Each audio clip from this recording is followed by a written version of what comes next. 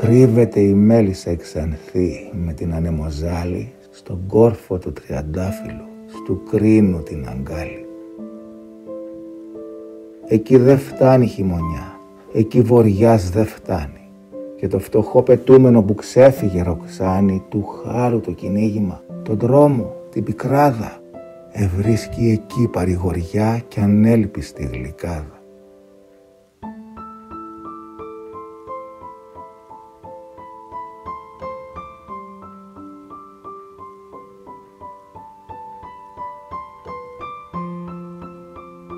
Χαρά σε εκείνο το πουλί που το χτυπούν οι ανέμοι, που παραδέρνει ξέσκεπο, που στο κλαρί του τρέμει, όταν τη νύχτα ολόμαυρα πετούν τα νέφη εμπρός του κι ανάφτιμα στραπόβροντα ο έρμος ουρανός του.